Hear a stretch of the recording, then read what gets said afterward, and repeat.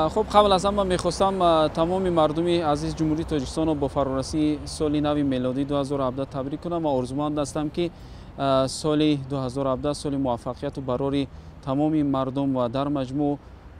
جمهوری تاجیکستان میگردد. سال 2016 از نقطه نظر اقتصادی سال معتدلی رشد اقتصادی جمهوری تاجیکستان بود، زیرا که طبق آن پیشگویی‌هایی که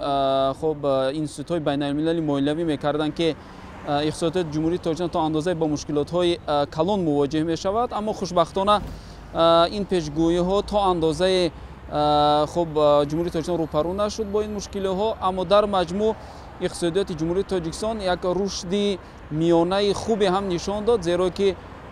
مجموع محصولات داخلی زیاده از 6% خب افزایش یافت و زیاده از 55 میلیارد سومانی را تشکیل کرد که خب این نشان دهنده نسبت به سال گذشته زیاد است. اما در برابر این گرچنده نشانده ها اساسی مکر اقتصادی جمهوری تاجیکستان خب معتدل نگاه داشته شدند و قسم درآمد بودجه هم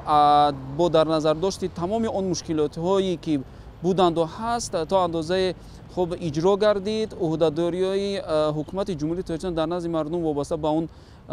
خب مسائل اجتماعی اقتصادی پورا اجرا گردیدند. اما این سال 2016 سال مشکلی و بحرانی برای سیستم بانکی جمهوری تاجیکستان سبب گشت و ما دیدیم که یک بار بانک های خب اساسی جمهوری تاجیکستان با مشکلات های مالیوی گرفتار شدند و آن کامیابی هایی که طی 17 سال اخیر که جمهوری تاجیکستان در سیستم بانکی در نظام بانکی به دست آوردگی بود آن قریب که از دست می رفتند، زیرا که بسیاری امانتگزاران در بانک های اساسی جمهوری تاجیکستان نتوانستند نه تنها درآمد از امانت خود گیرند، بلکه امکانیت برگردانیدن امانت خود را هم از دست دادند و در برابر این نظام بانکی جمهوری تاجیکستان سبب گشت که تا اینکه زیرا که اون به مانند رگ‌های خونگرد است در اقتصادیات